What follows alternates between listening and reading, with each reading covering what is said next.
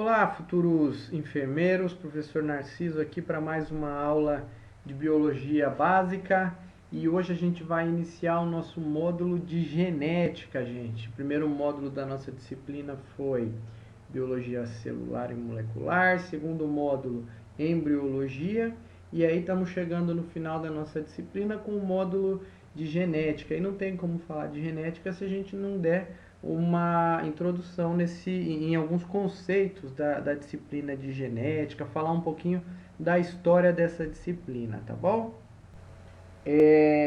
No Ocidente, gente, as primeiras manifestações que abordaram hereditariedade, elas são muito antigas, elas vêm lá da Grécia, tá? E a primeira manifestação que se tem notícia vem lá da época de Hipócrates, que para quem não sabe é o pai da medicina, aproximadamente 430 anos antes de Cristo, tá?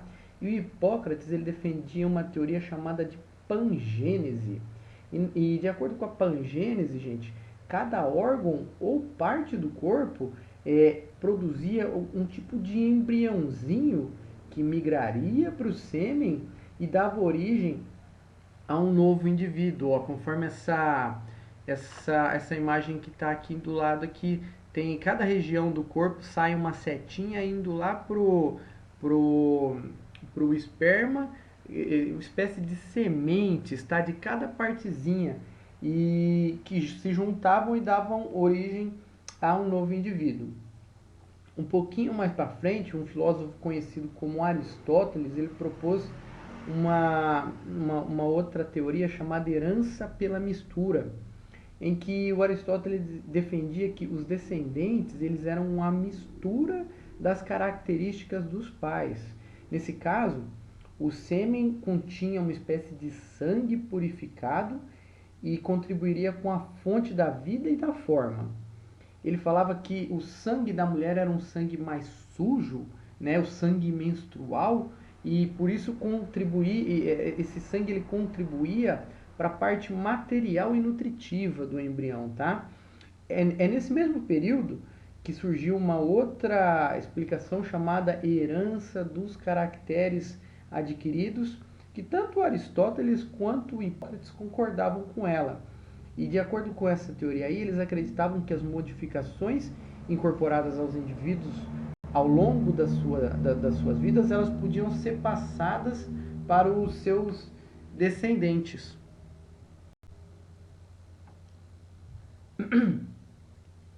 Essas concepções com modificações ou mesmo mantidas originais, elas duraram por muito tempo na Europa, gente, até mais ou menos meados do século XIX, aí, sabe? Um cientista chamado Lamarck, no século XVIII, ele utilizou a herança dos caracteres adquiridos e a lei do uso e desuso que ele propôs, né, para explicar o processo da evolução biológica em algumas espécies. Nessa lei do uso e desuso, aí o Lamarck falava assim que ele usava, classicamente ele usou um exemplo da girafa, que o pescoço da girafa ele foi crescendo porque a girafa esticava cada vez mais o pescoço para ir alcançar regiões mais altas das árvores. Então ele defendia, de acordo com a lei do uso e desuso, que se você utilizasse uma estrutura, ela hipertrofiava. E se usasse pouco, essa estrutura ia atrofiando ao longo do tempo. E ele usou um conceito bem antigo lá da herança dos caracteres adquiridos para ajudar a explicar essa teoria dele. O Darwin, que todos vocês devem ter ouvido falar, no século XX, quando ele foi pressionado a explicar o modo como a variação hereditária eliminada pela ação da seleção natural seria respondida ao longo do tempo nas espécies, ele sabe o que ele utilizou para responder a variação hereditária? Ele pegou e puxou uns conceitos lá da pangênese e da herança dos caracteres adquiridos, mais de 1000 anos atrás, para explicar as teorias dele.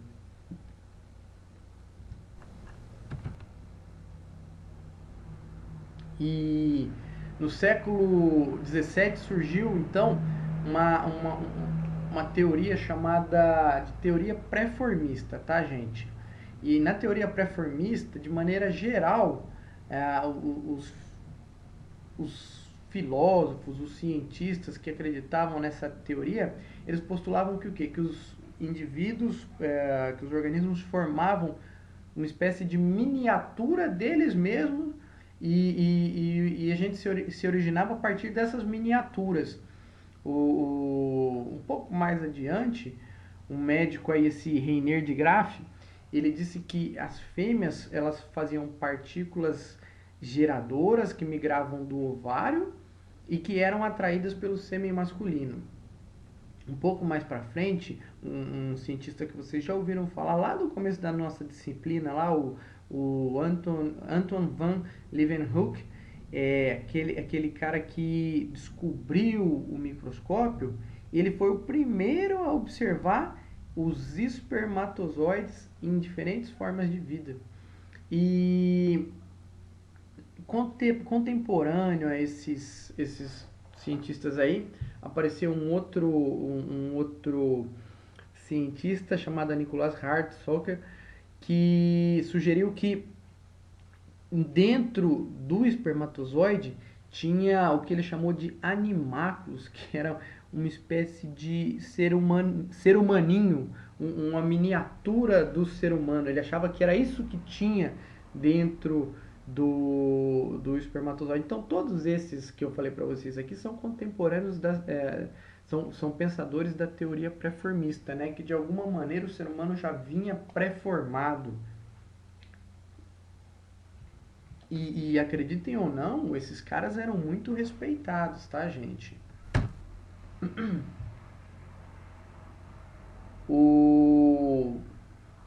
Em meados do século XIX, sim, entre 1869 e 1871, teve um cara chamado Francis Galton, que era o primo uma curiosidade, ele era primo do Charles Darwin, né, do Darwin. E ele fez uma série de transfusões sanguíneas entre coelhos com diferentes cores, né, de pelagem, né? Tinha coelho branco, tinha coelho preto, tinha coelho malhado. E o que ele queria com essas transfusões? Ele queria testar a teoria da pangênese. O resultado do estudo dele não apresentou nenhuma evidência de que o sangue transmitido, que o sangue transfundido transmitia alguma característica da cor da pelagem aos descendentes. Que se a pangênese tivesse certo, por exemplo, um coelho branco que recebeu sangue de um coelho marrom teria que deixar descendentes marrons. E ele viu que na prática isso não acontecia. Nessa mesma época também, só que lá na Alemanha, esse Friedrich Leopold Weizmann, ele cruzou por 22 gerações consecutivas. O que isso quer dizer? Ele cruzou a primeira vez, ele pegava os filhos, cruzava os filhos, aí os filhos desses filhos, ele cruzava entre eles, e os filhos dos filhos desses filhos cruzavam entre eles, ou seja, ele fez isso 22 vezes em camundongos que ele ia lá e amputava a cauda. E ao contrário do que pregava a teoria da herança dos caracteres adquiridos, os descendentes dos animaizinhos, dos ratinhos amputados, continuavam a produzir filhotes com cauda. Ou seja, contrariando tudo que pregava a teoria da herança dos caracteres adquiridos, né?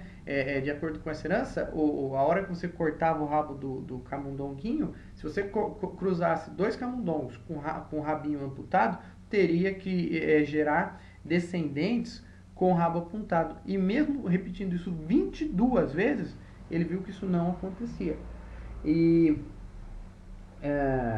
a partir daí, então, começaram a surgir os estudos de embriologia, tá, gente? E a partir dos estudos de embriologia, surgiu uma nova teoria chamada de teoria do germoplasma, que afirmava que os organismos multicelulares teriam células germinativas e células somáticas. Vocês já ouviram esses termos, né? Então foi a partir dos estudos de embriologia que surgiram a esses termos das células da linhagem germinativa e células da linhagem somática. A gente já sabe, né, gente, que as células da linhagem germinativa se referem aos gametas e as células da linhagem somática são as células com as mais diferentes funções aí no nosso organismo.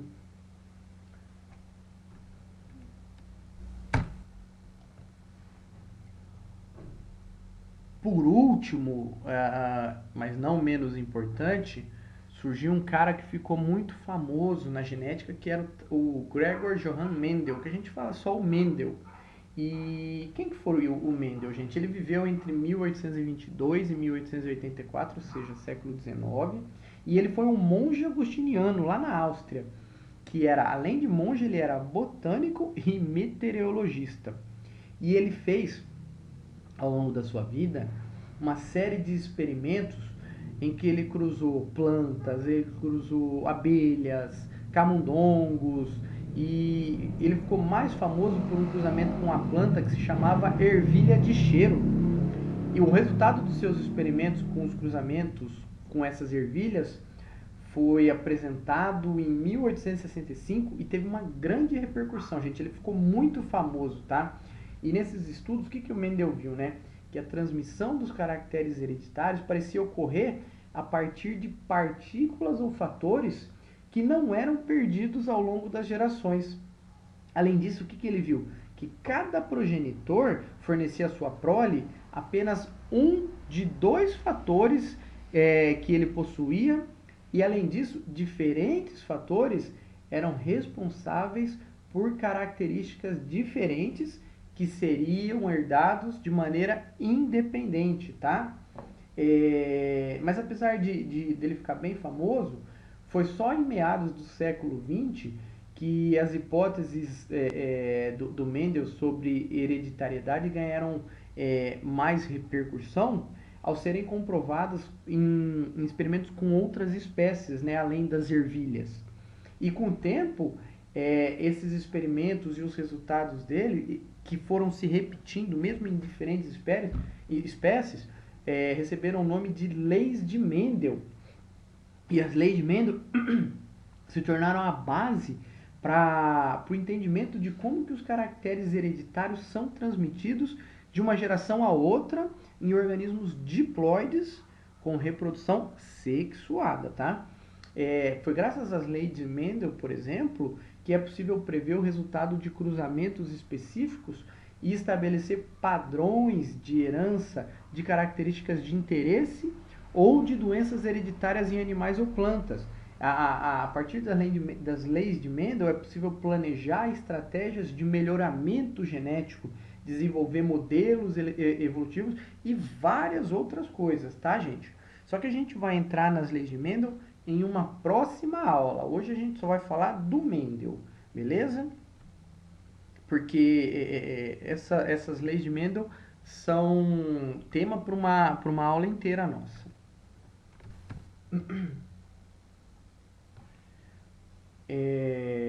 Vários pesquisadores antes do Mendel tentaram estabelecer o mecanismo da transmissão dos caracteres ao longo das gerações, chegando inclusive a conclusões errôneas sobre a hereditariedade.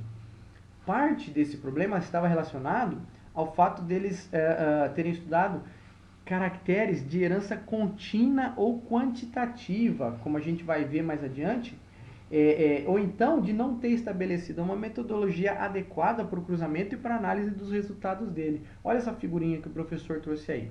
Na figura, ela é uma representação bem simples sobre a distribuição fenotípica, ou seja, da aparência. A gente já vai descrever o que é fenótipo, mas para vocês entenderem agora, fenótipo está relacionado à aparência.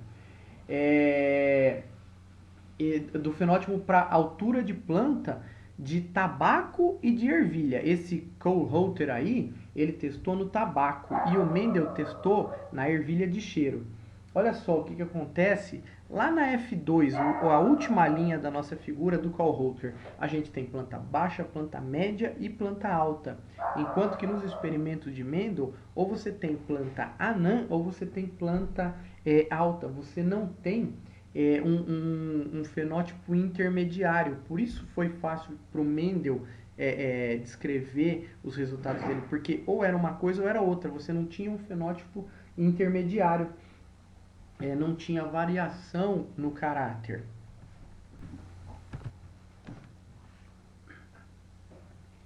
E por que Mendel ele escolheu a ervilha? Né? Por que trabalhar a ervilha, gente? Por uma série de fatores. Né?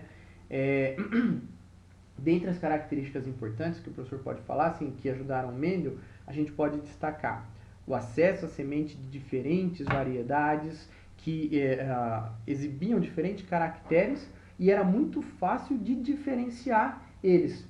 A facilidade de realizar os cruzamentos das plantinhas lá, que era você simplesmente pegava e transportava manualmente o grão de pólen da antera, que é uma região de reprodução das plantas. Então você transportava o pólen da antera de uma planta para o ovário de uma outra. Isso com uma pinça, com um pincelzinho, tá? Então era muito fácil cruzar elas. Era muito fácil obter plantas autofecundadas. O que é? Uma planta que ela mesma vai fecundar ela própria. Ela não precisa de uma outra planta. E por que é importante você ter planta que se autofecunda? Para você gerar descendentes puros, tá? É muito rápido a obtenção de descendentes nas gerações novas. Então o tempo de vida de uma planta ele é relativamente curto e isso facilitava o estudo. E além disso, uma planta ela gerava uma grande produção de semente. Então, até mesmo para os cálculos matemáticos e fazer estatística, era fácil com a escolha da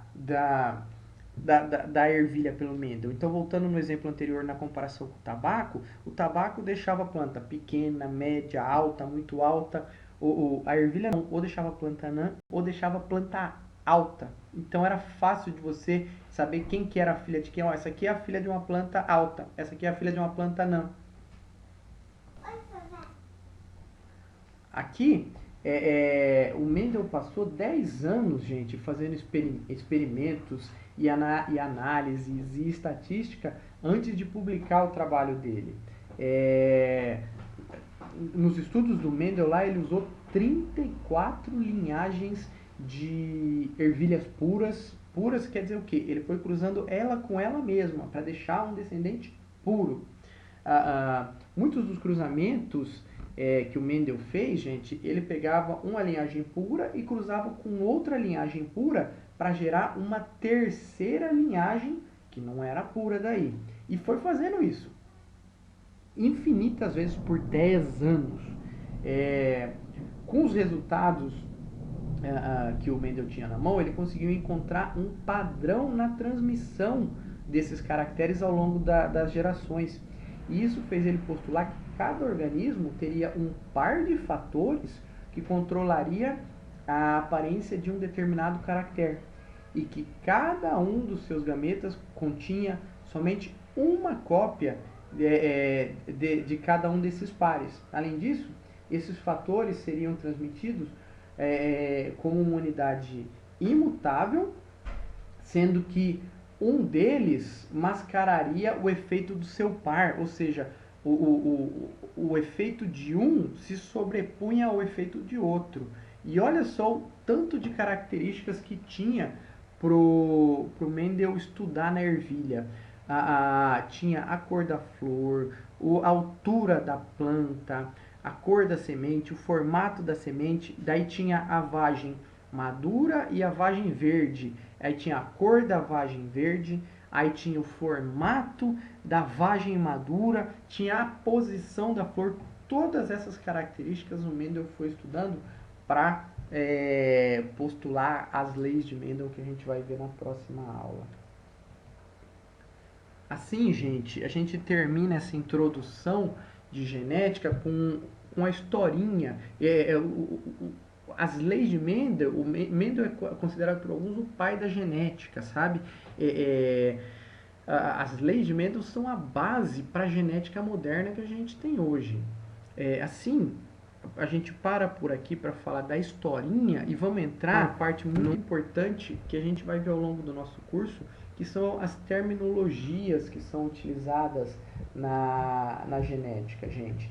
E entre essas terminologias, o professor trouxe algumas que são importantes para vocês conhecerem. A primeira delas é genótipo. Então, quando a gente fala genótipo, entendam que genótipo é o quê? A constituição genética de um indivíduo quanto ao caractere ou aos caracteres em estudo.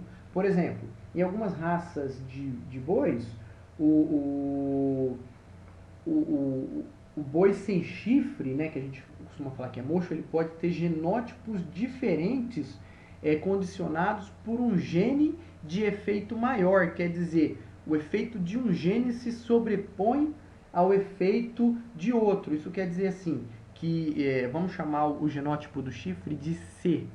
Os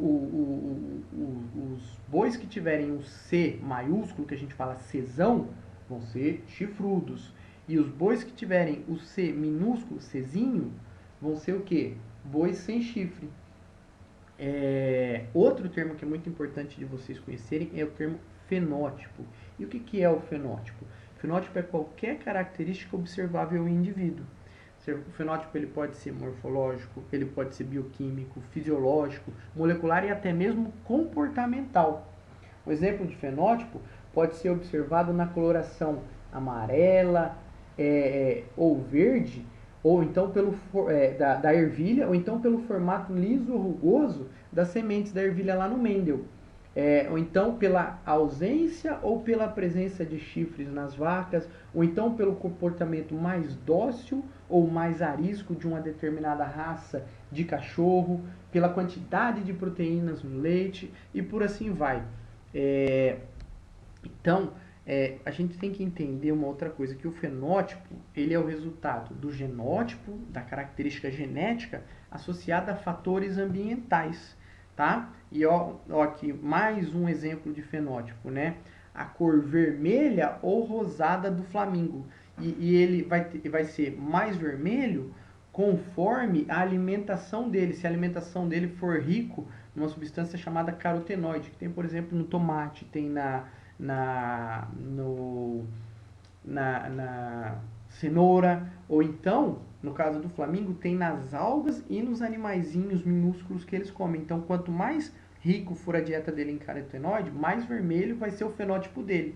Enquanto que, quanto menos carotenoide tiver no fenótipo quanto menos carotenoide tiver na alimentação do flamingo, o fenótipo dele vai ser mais esbranquiçado. Outro termo importante que vocês têm que conhecer é característica ou caráter, né? Quando a gente fala característica ou caráter, o que é? É qualquer peculiaridade expressa por um organismo. Por exemplo, a cor da semente lá do Mendel, tá, gente? A cor da semente do Mendel é um caráter, uma característica. Um termo que a gente fala muito, alelo. Alelo é o quê? É uma forma alternativa de um mesmo gene que é representado por uma letra do alfabeto. Então, olha nessa figurinha aqui do lado, aqui a gente tem um cromossomo. E aí no cromossomo a gente tem um gene azão e no outro cromossomo um gene azinho. Ou seja, são dois alelos de um mesmo gene, só que representados pela letra maiúscula e pela letra minúscula. Isso quer dizer que eles expressam a mesma característica de maneiras diferentes. A gente poderia usar, por exemplo, a cor do cabelo, tá? Olha a letrinha B nessa figura aí. Só tem o B maiúsculo, quer dizer, esse gene só tem um alelo, só tem uma maneira dele ser expresso, tá? Enquanto que o gene A, que eu falei anteriormente, tem duas ou mais maneiras de ser expresso.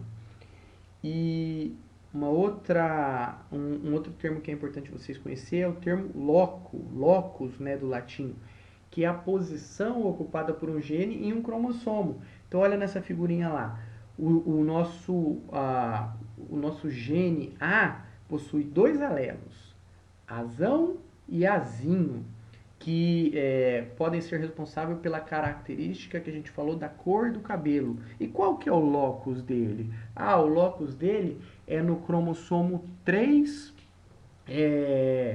numa altura tal que a gente... X, porque o professor não vai entrar em valores, para não confundir a cabecinha de vocês. Então o loco é a posição lá no cromossomo que ele ocupa.